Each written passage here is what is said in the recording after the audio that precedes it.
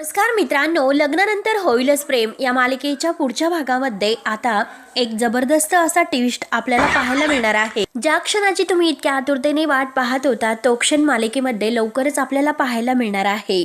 म्हणजे मित्रांनो, आपल्या काव्य आणि नंदिनी मकर संक्रांतीच्या दिवशी आता या घरात कसे येतात आणि याला खास कारण म्हणजे गुरुजींचं आता जे काही आता भविष्यवाणी आहे तर त्या भविष्यवाणीने आता ह्या दोघांमध्ये देशमुख कुटुंबामध्ये काय चमत्कार होतो, नंदिनी आणि काव्या धावतच आता परत या घरामध्ये कसे येतात आणि वसुहत्या आणि रम्या या दोघींचा कसा जळफळाट होतो हे बघण्यासाठी आता मित्रांनो हा व्हिडिओ शेवटपर्यंत नक्की बघत राहा।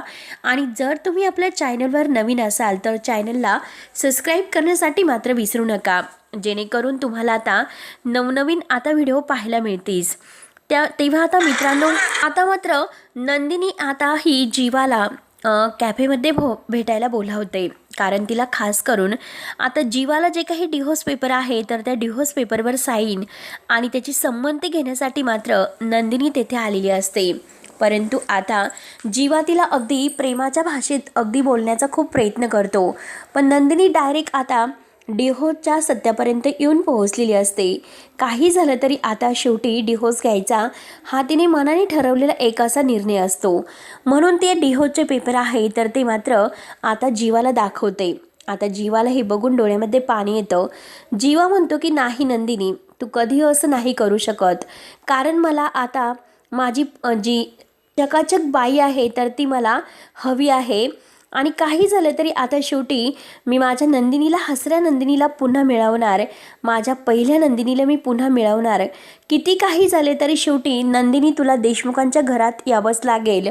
तेव्हा आता नंदिनी म्हणते की याचा विचार तुम्ही जीवा अगोदर करायला हवा होता, कारण आत्तापर्यंत तुम्ही आणि काव्यानी मला खूप काही फसवले, माझ्या जवळच्याच माणसांनी मला धोका दिला, कारण माझ्यामुळे बरेच जणांची आयुष्य उद्ध्वस्त झालेली आहे आणि यानंतर मला ती आयुष्य उद्ध्वस्त करायची नाही। त्यासाठी मात्र आता त्या देशमुखांच्या घरात मी परत येईल असे कधीही नाही वाटेत। तेव्हा आता जीवा म्हणतो की नंदिनी तू असं करू नकोस, किती काही झालं तरी शेवटी तुम्हाला माझ्या रूममध्ये हवी आहेस, माझ्या घरामध्ये तुम्हाला हवी आहेस, मी एकही दिवस तुझ्याशिवाय नाही राहू शकत। तेव्हा आता नंदिनी म्हणते की नाही जीवा, मी डिव्होर्स घेण्याचं ठरवलेलं आहे।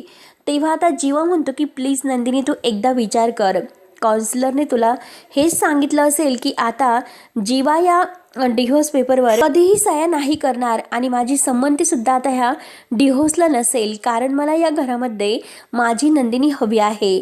तेव्हा आता जीवा म्हणतो की काही झालं तरी मला माफ कर, शेवटी मी तुझी माफी मागतो, परंतु माझं प्रेम एकदा समजून घे। हे बघ अगं, काव्याने सुद्धा आता नवीन आयुष्याला सुरुवात केलेली आहे, ती शिवाय तिच्या पार्थशिवाय नाही राहू शकत आणि मी सुद्धा माझ्या नंदिनीशिवाय नाही राहू शकत। एकदा विचार कर, जे हवं आहे तर ते हवं आहे, प्लीज। काही झालं तरी शेवटी मला नंदिनी हवी आहे। तेव्हा आता जीवाचं काही नंदिनी ऐकायला तयार नसते आणि त्याच वेळेस आता मानिनीचा फोन येतो। मानिनी आणि विक्रम मात्र घाईने आता फोन करतात आणि नंदिनीशी बोलत असतात। तेव्हा आता जीवा रडत असतो। तेव्हा आता मानिनी नंदिनीला समजावते की हे बघ नंदिनी, आता संक्रांतीचा सण येत आहे आणि माझ्या दोन्ही सुना मला माझ्या घरामध्ये हवे आहेत, किती काही झालं तरी शेवटी या घरामध्ये तुम्हाला यावंच लागेल।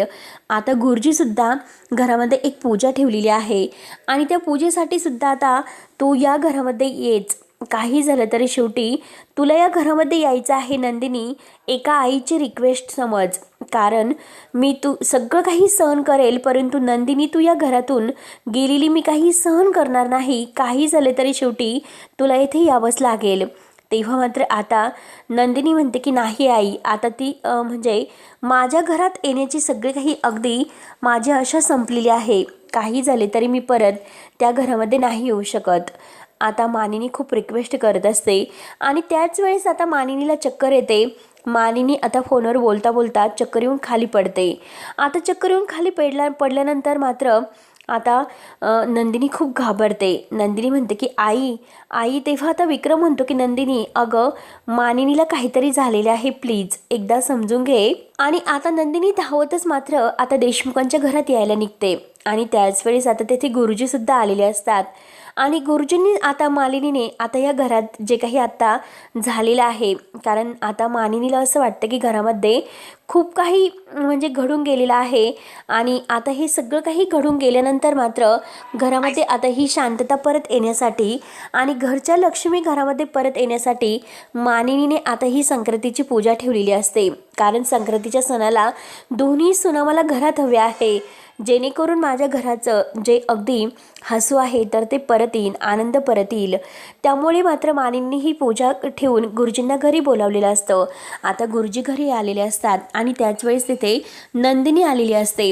आता नंदिनीला बघून आता सगळ्यांना खूप आनंद होतो, परंतु नंदिनी ही तिच्या आईला भेटायला आलेली असते. म्हणून मात्र आता नंदिनी छान अशी तयारी करते आणि आईनं म्हणते की आई तुम्ही टेन्शन घेऊ नका, सगळी तयारी मी करते, मी म्हणजे संध्याकाळी घरी जाईल, परंतु आता काही झालं तरी शेवटी ही सर्व तयारी माझी असेल. तेव्हा मालिनी म्हणते की हे बघ मी हात जोडते, पण नंदिनी तू हे घर सोडून जाऊ नको आणि काव्यासुद्धा या घरामध्ये परत येणार आहे. काही झाले तरी शेवटी आता या घरची लक्ष्मी घरी असायला हवी आहे. मी नंदिनी तुला हात जोडून एकदा विनवणी करते, कारण माझ्यासाठी तरी हे घर सोडू नकोस आणि हा डिवोर्स घेऊ नको.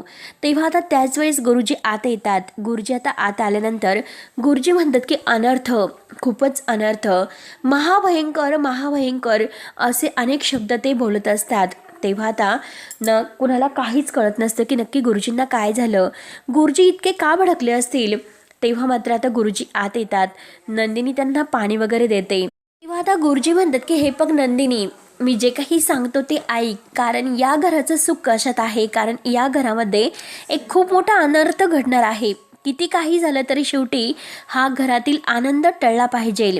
आता काही करून शेवटी या घराच्या सुखासाठी नंदिनी तुला या घरात अगदी सर्व विसरून यावं लागेल. जे झालेले आहे ते सगळं काही विसरून तुला यावं लागेल. जर तू या घरात परत आली नाही, आता या जो काही डिव्होर्सचा तो अगदी एक निर्णय तू घेतलेला आहे, महाभयंकर निर्णय तू घेतलेला आहे, तर तो निर्णय मात्र रद्द कर, जेणेकरून आता जीवावर एक खूप मोठं संकट येणार आहे आणि त्या संकटातून जर तुला जीवाला सावरायचं असेल तर या घरात तुला परत यावंच लागेल. काही झाले तरी शेवटी तुला यावंच लागेल.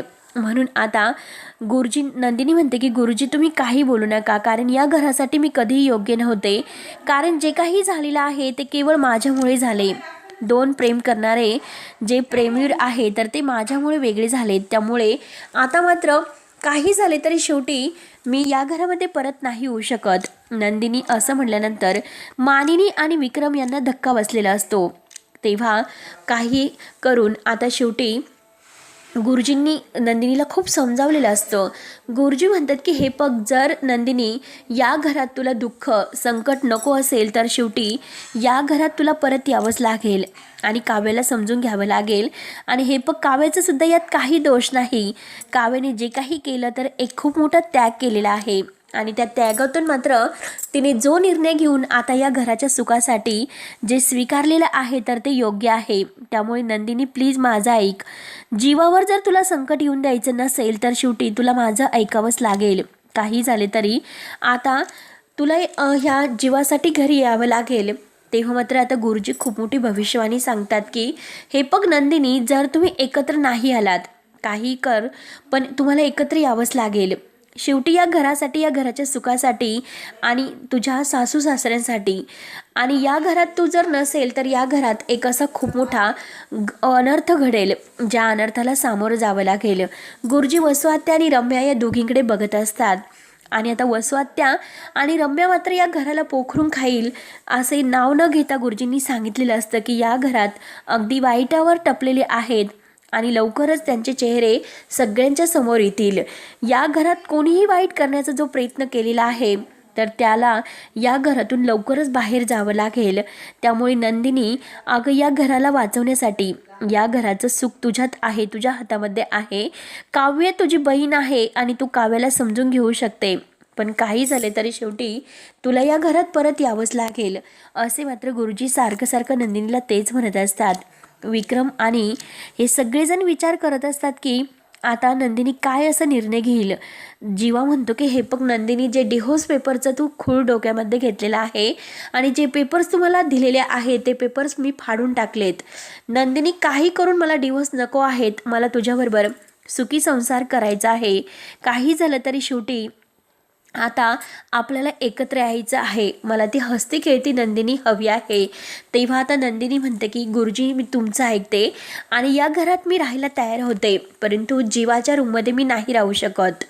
तेव्हा आता नंदिनीने हा एक मोठा निर्णय घेतलेला असतो की जीवाच्या रूममध्ये जायचं नाही. तेव्हा आता जीवा म्हणतो की ठीक आहे नंदिनी, जरी या घरात राहिली तर तेच माझ्यासाठी खूप महत्त्वाचं आहे. लवकरच मी नंदिनीचं मन जिंकून घेईल. नंदिनी या घरात राहिली ते मला इतकं आनंदाचं क्षण आहे. काही झालं तरी लवकरात लवकर मी माझ्या नंदिनीला जिंकणार आहे. तेव्हा आता पार्थ आणि काव्यसुद्धा तेथेच असतात. पार्थ म्हणतो की मी काही झालं तरी आता मी सुद्धा हाच एक मोठा निर्णय घेतलेला आहे, कारण मी सुद्धा आता काव्याबरोबर रूममध्ये नाही राहू शकत. हे ऐकून रम्याला खूपच आनंद होतो. रम्या म्हणते की बरं झालं, ही काव्य जरी घरात आली असेल तरी सुद्धा आता पार्थ काही तिला स्वीकारायला तयार नाही आणि ह्या संधीचा फायदा घेऊन आपण पार्थच्या जवळ येण्याचा प्रयत्न करायचा. किती काही झाले तरी शेवटी आपण पार्थला जिंकायचं, असे मात्र आता इकडे रम्याचा प्लॅन सुरू असतो. त्यानंतर मात्र गुरुजी हे काव्या, पार्थ आणि जीवा यांना सगळ्यांना आशीर्वाद देतात. मानिनी म्हणते की गुरुजी, आज तुम्ही आल्यामुळे खरंच खूप मोठा अनर्थ टळला. तर आता जो डिव्होर्स होणार होता तो डिव्होर्स मात्र अगदी होता राहिला. खरंच गुरुजी, मला तुमचे आशीर्वाद या घरासाठी कायम माझ्या पाठीशी असून द्या. मी काही झालं तरी तुम्हाला विसरणार नाही. तेव्हा गुरुजी म्हणतात की येत्या संक्रांतीच्या सणाला या चारही जोडप्याने एकत्र पूजा करायची. नंदिनी तूसाठी, अगदी जीवासाठी उपवास करायचा आणि काव्य तूसाठी, अगदी आपल्या पार्थसाठी, जेणेकरून आता पार्थ आणि जीवा या दोघांवर येणारं संकट आहे ते संकट टळेल आणि अगदी नवीन संसाराला तुम्हाला सुरुवात करावी लागेल. तेव्हा आता नंदिनी आणि काव्य हे दोघेही गुरुजींच्या पाया पडतात आणि गुरुजींचा छान असा आशीर्वाद घेतात. त्यानंतर मात्र आता जे मानिनी आणि विक्रम आहे सगळेजण खुश होतात. आता जीवाला सुद्धा मान्य असतं की काही झालं तरी आता नंदिनी रूममध्ये नसेल, पण आता आपल्या घरात तर आहे. आणि इकडे पार्थसुद्धा म्हणतो काही झालं तरी आता मी काव्याच्या जाणार सुद्धा नाही. काव्य म्हणते की किती काही झालं तर मी माझ्या देशमुख बोक्याचं मन जिंकेलच. लवकरच मी आता त्यांचं प्रेम जिंकण्याचा कसा प्रयत्न करते, कारण त्यांनी मला जिंकलं तर मी सुद्धा त्याच पद्धतीने त्यांना जिंकेल, असे आता तिने ठरवलेलं असतं. म्हणून ती पार्थला सरप्राईज देण्याचा प्लॅन करते. काही झालं तरी आता पार्थला सरप्राईज म्हणजे डेटवर घेऊन जायचं आणि डेटवर आता नेऊन त्यांना कसं प्रपोज करायचं हे ते ठरवते. त्यासाठी तिची सर्व प्लॅनिंग सुरू असते. आणि आता संक्रांतीचा लवकरच सण आलेला असतो.